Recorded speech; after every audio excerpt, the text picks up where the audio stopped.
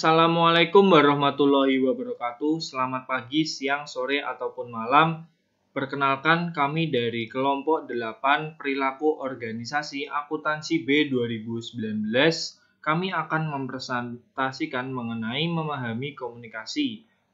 Kelompok kami terdiri dari Ari Setyonugroho dengan NIM belakang 024 dan juga saya sendiri Rois Mumtaz Kasopan dengan NIM belakang 106 dan Dwi Oktavian Nur Khalil Yusuf dengan NIM belakang 177. Selanjutnya, saya akan menjelaskan mengenai pengertian dari komunikasi. Secara umum, komunikasi adalah suatu proses ketika orang atau beberapa orang, kelompok, organisasi, dan masyarakat menciptakan dan menggunakan informasi agar terhubung dengan lingkungan dan orang lain. Selanjutnya, terdapat 4 fungsi utama dari komunikasi. Yang pertama yaitu pengendalian.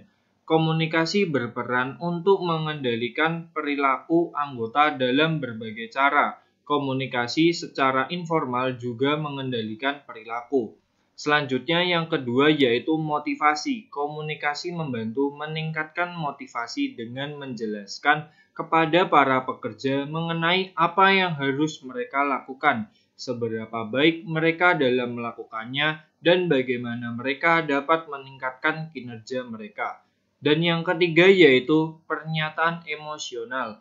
Komunikasi di dalam kelompok adalah mekanisme dasar para anggota yang memperlihatkan kepuasan dan frustasi.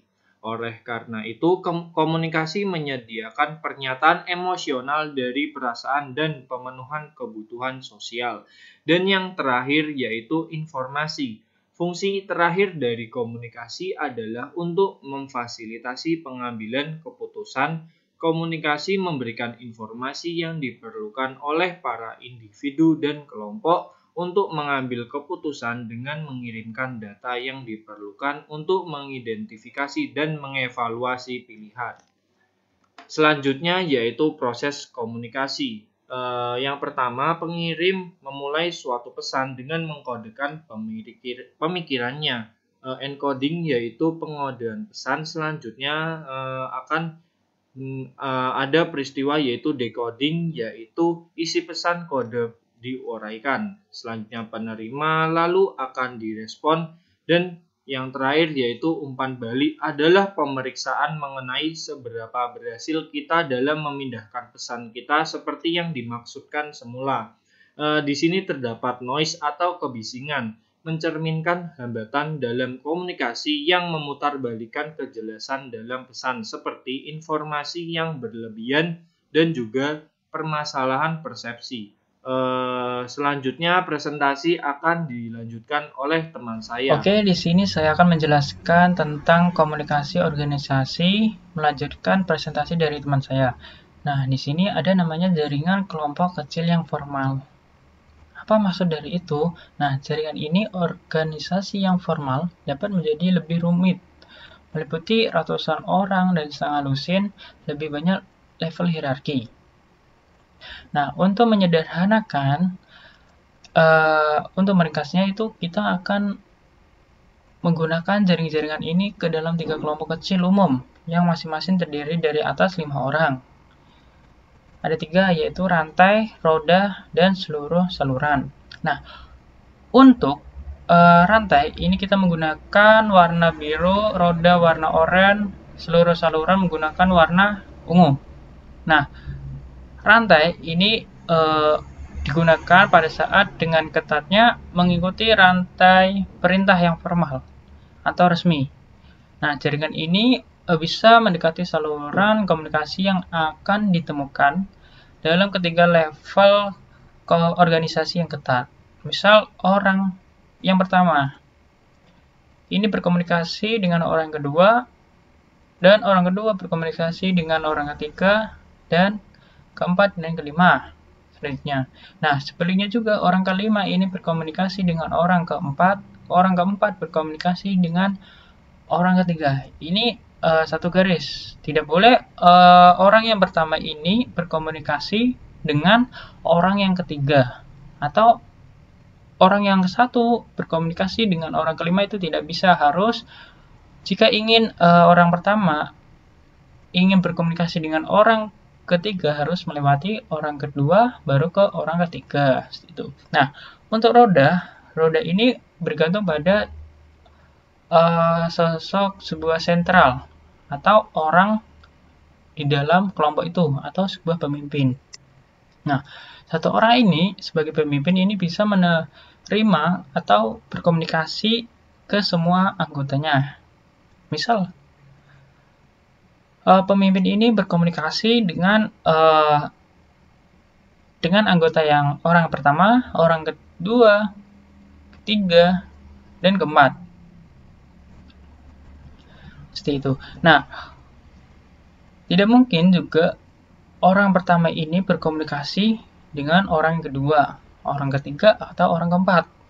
Harus melewati pemimpin dulu, baru ke orang ke 2, 3, dan 4. Seperti itu. Dan sebaliknya juga seperti orang yang ke-2, ke-3, ke-4. Nah, untuk seluruh saluran di sini adalah memperbolehkan para anggota ini bebas atau berkomunikasi dengan satu sama lain secara aktif. Nah, sering dicirikan dalam pelaksanaan tim yang dikelola sendiri, yang mana para anggota kelompok ini bebas untuk memberikan kontribusi dan tidak ada seorang pun yang mengambil peran pemimpin. Nah, jadi dalam seluruh saluran ini tidak ada sebagai pemimpin.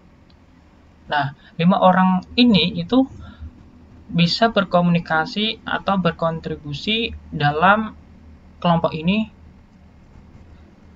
seluruhnya. Misal, orang yang pertama, dia membutuhkan bantuan. Jadi, bisa orang kedua, ketiga, keempat ini bisa membantunya. Ini secara bebas. Misal, jika orang kedua mau minta bantuan, orang ketiga, keempat itu bisa saling membantu. Tidak ada batasan atau seperti rantai atau roda seperti itu. Ini lebih bebas daripada rantai roda, gitulah. Nah, selanjutnya adalah kabar, selentingan atau gosip. Nah, jaringan komunikasi informal dalam sebuah kelompok disebut dengan kabar selentingan, ya kan? Nah, meskipun rumor dan gosip dikirimkan melalui kabar selentingan yang informal, tetapi masih merupakan sumber informasi yang penting bagi para pekerja dan para kandidat. Jadi, kabar selentingan ini bisa dikatakan seperti kabar yang seperti suatu informasi yang kecil atau orang dalam seperti itulah. Jadinya bisa dikatakan ada informasi yang dari atasan, seperti bocoran lah, misal kayak gitu. Nah, kabar selentingan ini bagian penting dari jaringan komunikasi dalam suatu kelompok atau organisasi. Ia memberikan kepada para manajer perasaan moral sebagai organisasi mereka dan mengidentifikasikan permasalahan para pekerja yang dianggap penting dan membantu memanfaatkan kecemasan pekerja. Jadi kabar selentingan ini digunakan para pekerja dan para manajer itu untuk jika para pekerjanya ini adanya kecemasan atau masalah dari teman-temannya itu bisa membantu. Terus menyalurkan kepada manajer sehingga bisa saling manajer ini bisa mengetahui dan membantunya. Nah, seperti itu. Selanjutnya ada mode komunikasi. Yang pertama yaitu ada komunikasi lisan. Yang kedua ada komunikasi tulisan dan komunikasi nonverbal. Nah, apa sih komunikasi lisan itu? Komunikasi lisan ini komunikasi yang sarana utamanya menggunakan ucapan atau cara lisan. Nah, ya kan? Nah, contohnya itu seperti pidato. Terus pidato dalam diskusi, rumor secara informal atau kabar selentingan itu juga termasuk cara komunikasi lisan. Nah, keuntungan dalam komunikasi lisan itu adalah kecepatan dalam umpan balik. Kita dapat menyampaikan sebuah pesan verbal atau menerima tanggapan dalam waktu yang sedikit. Jadinya adanya informasi yang sangat cepat dengan waktu yang lebih simpel tanpa adanya waktu yang lama itu. Nah, bentuk-bentuk komunikasi lisan, misalnya ada dalam rapat, terus video konferensi, terus telepon. Nah, kita mengetahui kan dalam rapat itu pasti adanya juga komunikasi dengan para anggota-anggotanya itu menggunakan ucapan atau secara lisan untuk menjelaskan suatu apa yang ingin dibahaskan. Terus video konferensi. Video konferensi juga kan dia menggunakan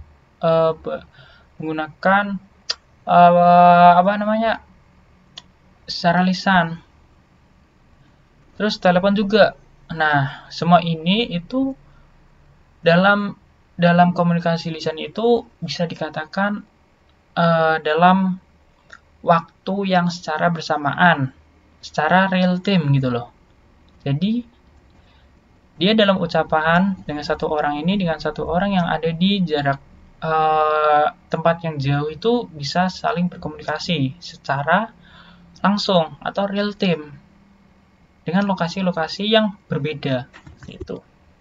Terus komunikasi tulisan.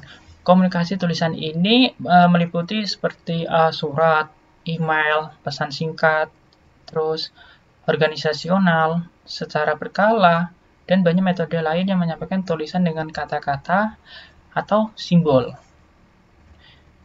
Nah, dalam komunikasi bisnis itu biasanya tertulis dalam surat ya, terus dalam PPT atau PowerPoint untuk menjelaskan, terus adanya email, terus adanya pesan singkat, pesan teks, media sosial, terus blog-blog atau dalam bagian pembahasan. Terus komunikasi nonverbal.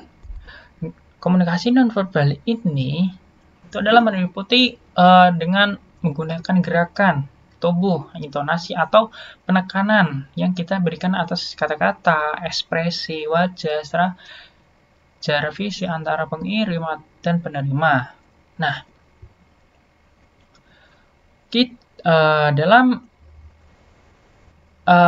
kita bertindak di luar keadaan kita dengan bahasa tubuh atau nonverbal. Kita tersenyum, terus kepercayaan proyek, tidak menyilangkan tangan. Kita untuk menunjukkan mudahnya didekati dan berdiri untuk mengirim tanda otoritas. Jadi dalam pergerakan tubuh, terus itu bisa adanya suatu komunikasi tersendiri gitu. Atas pergerakan tubuh itu ada maknanya. Nah, ada lain selain pergerakan tubuh, yaitu adanya bahasa tubuh. Terus adanya posisi tubuh atau gerakan. Terus adanya jarak fisik dan juga ekspresi wajah.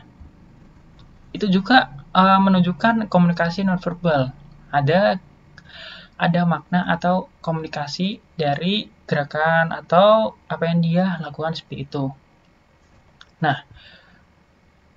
dalam suatu pertemuan dalam komunikasi nonverbal, contohnya dalam kita diskusi, adanya notulen, ya kan? Nah, kita tidak akan merasakan efek yang sama ketika kita itu benar-benar berada di dalam di suatu video yang kita lihat itu atau di tempat sidangnya itu.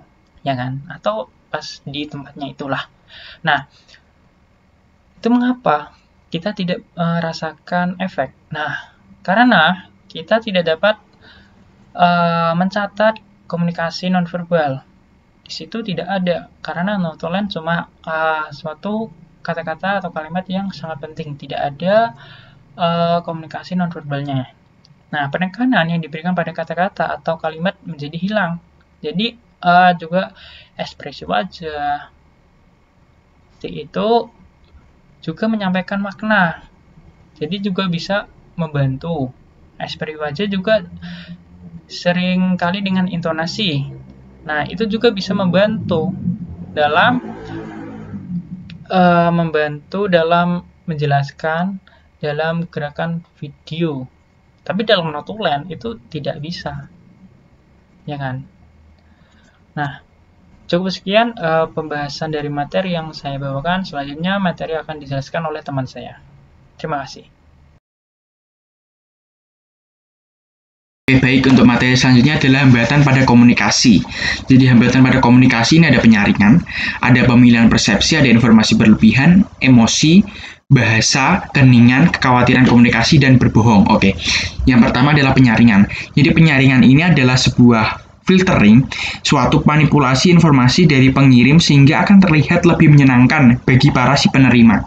Jadi secara garis besarnya itu adalah gaya komunikasi dalam penyampaian informasi itu dimanipulasi. Jadi seakan-akan itu informasi yang disampaikan itu adalah informasi yang menarik, informasi yang dapat memberikan efek si penerima itu merasa senang gitu. Jadi sebenarnya hambatan ini merupakan suatu hambatan penyaringan ini karena di mana informasi yang tidak jelas, informasi yang tidak baik, tetapi karena gaya komunikasinya itu baik, karena gaya komunikasinya itu menyenangkan, jadi seakan-akan kita percaya dengan hal itu, seperti itu jadi teman-teman. Oke, kemudian adalah pemilihan persepsi. Jadi pemilihan persepsi ini ada persepsi adalah pemikiran teman-teman.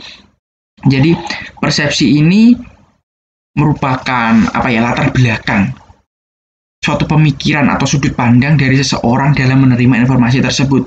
Jadi jadi ketika dia mendapatkan informasi, dia mendengar interaksi komunikasi dari orang lain, itu dia sudah memiliki pemikiran, ini pemikiran yang salah atau pemikiran yang benar. Jadi seperti itu. Jadi contohnya saja saya dan teman saya ini saling membenci ya, semisal seperti itu. Jadi ketika saya ingin menyampaikan sebuah komunikasi, sebuah informasi kepada teman saya karena dia sudah membenci saya terlebih dahulu, jadi pemikiran yang dia dapat itu pasti menyepelekan atau mengabaikan informasi yang dari saya karena dia memiliki pemikiran bahwa saya itu nggak sesuai dengan kriteria mereka, seperti itu. Jadi kemudian adalah informasi yang berlebihan. Jadi informasi yang berlebihan ini bukan informasi yang dilebih-lebihkan, enggak, tapi karena di sini saya jelaskan, yaitu informasi yang berlebihan adalah bahwa setiap manusia itu memiliki daya tampung atau kapasitas informasi yang terbatas. Jadi semisal saja contohnya seperti ini teman-teman, ketika guru atau dosen menyampaikan sebuah materi, yang materinya itu emang materi yang sulit, materi yang banyak, dan ketika materi itu disampaikan secara terus-menerus, secara berlebih-lebihan, secara banyak, nah dari situ mahasiswa sebenarnya tidak bisa mencerna sebuah data atau informasi yang telah disampaikan, tetapi karena kapasitas yang kurang, maka pemrosesan informasi itu tidak bisa berjalan dengan lancar. Jadi tidak bisa dipahami, malah tidak mudah sama sekali. Jadi seperti itu penjelasannya. Itu informasi yang berlebihan. Jadi karena manusia itu memiliki kapasitas atau informasi yang terbatas. Jadi mungkin sebagai salah satu caranya adalah memberikan garis besar atau kesimpulan dalam sebuah materi sehingga bisa dipahami seperti itu. Kemudian adalah emosi. Nah, emosi ini berkaitan dengan suasana hati teman-teman yang sudah teman-teman pelajari di bab-bab sebelumnya, bahwa emosi ini juga sangat berpengaruh sekali dalam komunikasi. Jadi ketika emosi atau ketika suasana hati kita itu sedang positif, jadi kita bisa menerima menerima informasi tersebut itu lebih mendalami, lebih memahami seperti itu. Ketika suasana hati kita itu di saat yang negatif, itu mungkin kita malah berbalik untuk menerima pesan tersebut atau menerima informasi tersebut dengan hal yang jelek. Jadi seperti itu. Contohnya saja teman-teman, ketika salah satu, semisal saya sebagai seorang manajer dan ada karyawan saya melapor kepada saya, dan saat itu suasana hati saya itu sedang positif atau sedang gembira. Jadi menerima suatu konflik atau suatu permasalahan mungkin saya akan atasi dengan dengan tenang, hati yang tenang. Tapi ketika dalam saat itu mood saya atau perasaan saya itu, suasana hati saya itu lagi nggak enak, maka saya akan malah menambah emosi atau menambah tekanan dalam diri saya seperti itu. Malah saya bisa marah-marah seperti itu, teman-teman. Jadi kemudian ada bahasa. Nah, bahasa ini sangat penting sekali. Jadi bahasa ini nanti akan dibahas di slide setelah ini nanti. Jadi bahasa ini juga termasuk hambatan teman-teman, karena kita itu semisal ada di suatu organisasi kan nggak dari satu wilayah ya, jadi dari berbeda-beda wilayah. Contohnya saja kayak di UNES, kita ada di Fakultas Ekonomi, kita ada di kelas akuntansi B. Jadi di kelas akuntansi B itu juga bukan hanya dari orang-orang Semarang, tapi juga dari orang-orang Palembang, dari orang-orang Tegal, Jawa Timur, dan Jawa Tengah, dan sebagainya. Jadi kita itu banyak keberagaman, perbedaan, terutama dalam bahasa, teman-teman. Nah, bahasa ini juga memiliki makna yang berbeda. Nanti akan dibahas di slide selanjutnya, bahwa jadi bahasa ini kita mempunyai makna yang berbeda dalam penyampaian. Hanya bisa makna dalam bahasa, dan juga bisa intonasi dan cara gaya bahasa. Jadi bahasa ini merupakan hambatan, teman-teman. Ketika nanti kita tidak bisa memahami bahasa dari orang lain, ketika kita tidak bisa memahami gaya bicara orang lain, jadi pemahaman yang kita dapat itu nggak sesuai dengan informasi yang mereka omongkan seperti itu. Kemudian ada keheningan. Jadi keheningan ini, teman-teman, bisa dikatakan adalah suatu ketiadaan informasi. Contohnya saja pada saat rapat, teman-teman. Jadi pada saat rapat, ketika ditanya ada pertanyaan, ada sanggahan, ataupun ada apapun, hening sekali. Nah, itu pasti tidak akan muncul suatu diskusi ataupun suatu yang dapat dibahas. Jadi di situ komunikasi akan mati karena tidak ada yang mau berpendapat seperti itu. Jadi itu merupakan suatu hambatan karena manusia itu tidak bisa diprediksi, bisa menyampaikan suatu informasi dengan PD dan sebagainya. Kemudian ada kekhawatiran komunikasi. Nah, kekhawatiran komunikasi ini yang akan dibahas yaitu adalah kurangnya kepedean atau tidak percaya diri lah, teman-teman. Jadi kebanyakan orang itu bisa mengungkapkan informasi itu dengan mudah di depan umum, tapi juga ada yang sulit atau panik atau grogi dalam mengungkapkan informasi di depan umum. Jadi ini juga termasuk hambatan dalam komunikasi. Kadang yang ada panik, sebenarnya dia itu bisa menjelaskan, bisa memahami materi, tapi karena dia itu khawatir ngomong di depan umum, maka ya sama aja, nggak bisa. Jadi itu termasuk hambatan pada komunikasi. Kemudian ada yang terakhir itu adalah berbohong. Jadi berbohong ini ya salah satu hal yang paling menghambat, teman-teman, karena ketidaksesuaian informasi. Jadi informasi yang didapat itu adalah informasi yang tidak benar, tidak sesuai. Jadi dampaknya nanti juga akan berat, teman-teman. Jadi berbohong ya janganlah, karena ketika nanti kita berbohong, orang yang kita bohongi itu tahu kita berbohong, maka kita mungkin tidak akan lagi dipercaya, sehingga informasi yang kita sampaikan kepada mereka akan mempertimbangkan itu terlebih dahulu, atau bahkan dia tidak percaya kepada kita lagi, seperti itu. Oke, untuk slide selanjutnya adalah implikasi global. Nah, implikasi global adalah penerapan di dalam global. Nah, global ini bukan hanya Indonesia, teman-teman, tapi juga dari luar negeri atau dari seluruh dunia lah, seluruh negara di dunia lah, seperti itu. Kan karena contohnya aja ketika nanti kita mungkin ada pertukaran mahasiswa dari luar negeri, ataupun nanti kita bekerja di luar negeri, dan sebagainya. Jadi penerapan implementasi apa yang telah kita pelajari mengenai komunikasi ini juga bisa kita terapkan di dunia yang luas, teman-teman. Jadi yang pertama itu ada hambatan-hambatan budaya. Jadi hambatan-hambatan budaya ini yang pertama adalah hambatan disebabkan oleh semantik. Jadi hambatan yang disebabkan oleh semantik ini adalah kata-kata yang dapat berarti hal yang berbeda, dan kadang itu ada kata atau kalimat yang tidak bisa diartikan di dalam negara lain. Jadi itu merupakan hal yang semantik, disebabkan oleh semantik. Jadi contohnya di buku yaitu adalah sisu. Dalam bahasa Finlandia yaitu sisu artinya adalah segala sesuatu yang mirip dengan nyali atau ketekunan yang mantap, tetapi pada dasarnya tidak dapat diterjemahkan ke dalam bahasa Inggris. Jadi seperti itu. Jadi kayak ada suatu kata dari negara, misalnya dari negara A, tapi tidak bisa diterjemahkan di negara B. Jadi seperti itu. Jadi itu merupakan merupakan hambatan yang disebabkan oleh semantik itu. Jadi merupakan hambatan ketika nanti kita menerapkan itu di dunia yang luas, di luar negeri, seperti itu. Kemudian adalah hambatan yang disebabkan oleh konotasi. Jadi konotasi itu adalah makna yang berbeda ya. Jadi makna yang berbeda ini teman-teman pasti udah paham tentang makna yang berbeda dari sebuah kata.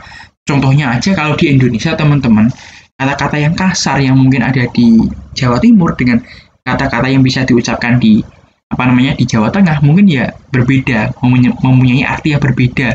Ketika nanti diucapkan di Jawa Tengah bisa jadi itu sebuah kemarahan, ungkapan marah, misuh. Tapi kalau diucapkan di Jawa Timur itu mungkin bisa menjadi sebuah kayak perasaan wah, seperti itu teman-teman. Jadi itu mungkin contoh ada di Indonesia. Nah ini contoh yang ada di global teman-teman, yaitu di buku adalah contohnya adalah kata yang memiliki makna yang berbeda, yaitu kata hai di Jepang diterjemahkan sebagai kata iya, tapi di dalam Indonesia konotasi iya adalah iya, betul, benar, seperti itu. Tapi di sana itu hai itu iya diterjemahkan sebagai iya di sana. Jadi ada perbedaan makna lah, seperti itu teman-teman. Kemudian ada hambatan disebabkan oleh perbedaan nada.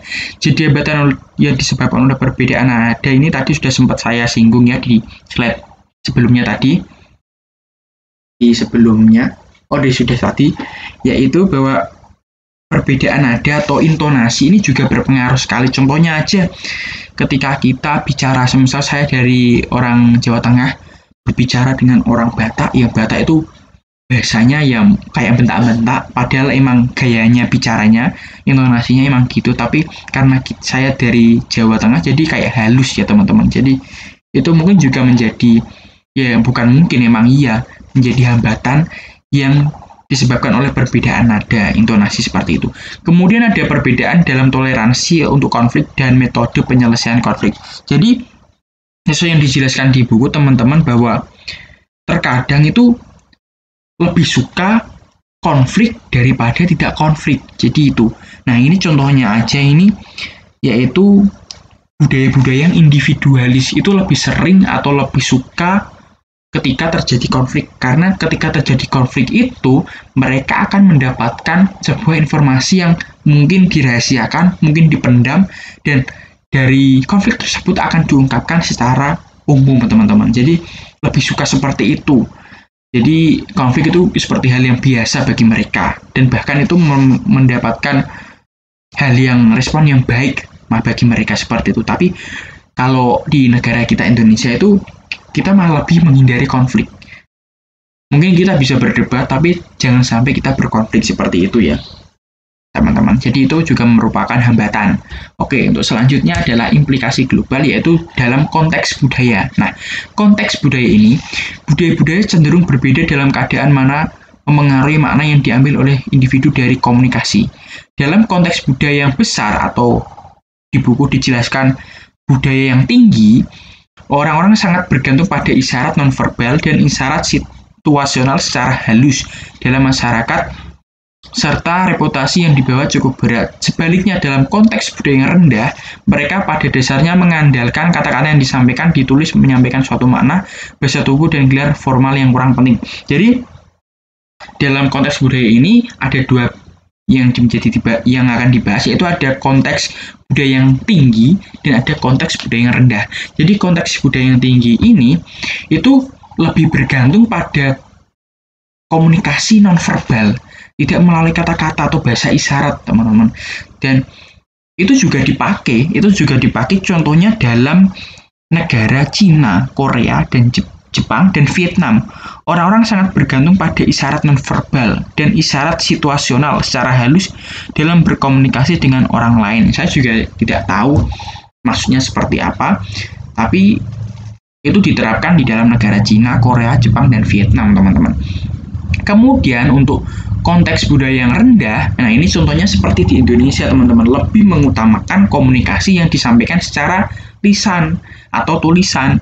Jadi terkadang aja yang melalui tulisan itu masih sulit dipahami, lebih enak yang melalui lisan, apalagi pakai yang isyarat nonverbal. Tapi di sini kita dibedakan menjadi dua, konteks budaya yang besar atau tinggi dengan konteks budaya yang rendah.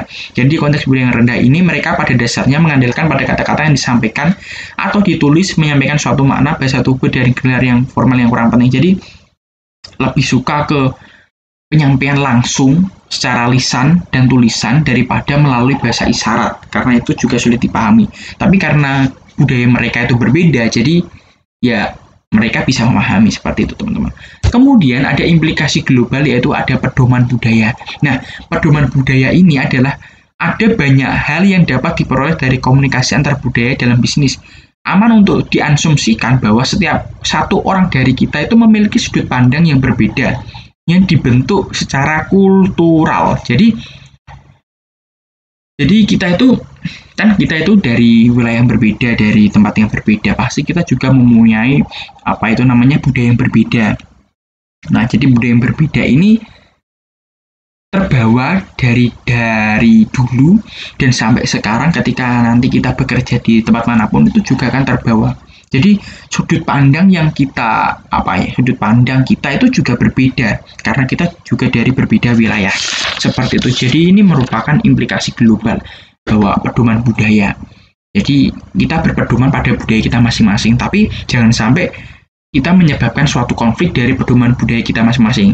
Alangkah lebih baiknya kita sebagai seorang manajer, kita itu lebih bisa memiliki solusi yang kreatif, solusi yang benar, sehingga tidak menyinggung kedua budaya ataupun lebih budaya tersebut, sehingga kita memiliki satu tujuan, yaitu dengan tujuan yang sama tanpa menyinggung atau menyindir pedoman atau budaya orang lain. Seperti itu, teman-teman. Kalau kita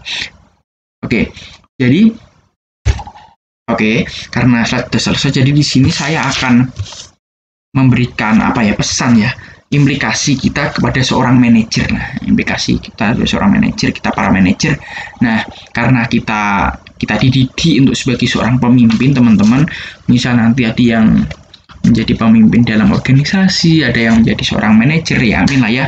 Jadi di sini ada saran ataupun pesan, yaitu ingatlah bahwa mode komunikasi akan menentukan efektivitas komunikasi Anda. Jadi gaya komunikasi itu akan menentukan komunikasi tersebut. Jadi ketika kita menyampaikan komunikasi kita melalui lisan kepada orang-orang, ketika gaya bicara kita itu bagus, sopan, ramah, itu juga akan dikenang, akan diingat-ingat oleh orang yang menerima, seperti itu. Kemudian yang kedua adalah memperoleh umpan balik dari para pekerja. Jadi kita dalam menyampaikan sebuah informasi, komunikasi kepada mereka juga harus memberikan umpan balik atau respon, feedback kepada kita, apakah mereka paham atau tidak. Jadi kita harus memastikan hal tersebut agar tidak terjadi miskomunikasi. Karena ketika kita nanti terjadi miskomunikasi dalam sebuah perusahaan ataupun organisasi, maka ya bakal terhambat nantinya, seperti itu. Karena udah kontrolnya itu, kendalinya itu udah putus. Jadi kemudian ingat bahwa komunikasi secara tertulis lebih dapat menciptakan kesalahpahaman daripada komunikasi secara lisan ya. Tadi udah saya sempat singgung bahwa alangkah lebih baiknya kita menggunakan komunikasi secara lisan, karena ketika kita melalui tulisan itu kadang membacanya aja tanpa tanda baca. Jadi kayak maknanya itu juga berbeda. Alangkah lebih baiknya kita menggunakan bahasa dengan komunikasi yang secara lisan. Kemudian yaitu adalah pastikan bahwa Anda menggunakan strategi komunikasi yang tepat bagi para penonton agar ketiklah pesan yang Anda kirimkan. Jadi, menggunakan strategi komunikasi atau gaya komunikasi yang seperti yang saya jelaskan di awal tadi, bahwa gaya komunikasi itu akan dikenang, teman-teman. Ya mungkin karena bahasanya enak didengar, gaya komunikasinya enak untuk dipahaminya, seperti itu. Jadi kayak lebih tercerna gitu. Kemudian ada perlu diingat bahwa hambatan-hambatan dalam komunikasi seperti misalnya gender dan budaya, ya jadi saya jelaskan tadi hambatan-hambatannya ada banyak tadi ya, sampai ke berbohong. Nah itu kita sebagai seorang manajer kita harus paham betul tentang hal itu agar nanti komunikasi atau informasi yang kita sampaikan adalah informasi yang sesuai, informasi yang benar, yang efektif dan efisien, sehingga komunikasi tersebut dapat diterima oleh banyak orang dan dapat diimplementasikan untuk melakukan suatu tujuan. Seperti itu, teman-teman. Jadi sekian, itu presentasi dari kami. Kurang lebihnya mohon maaf. Wassalamualaikum warahmatullahi wabarakatuh. Terima kasih.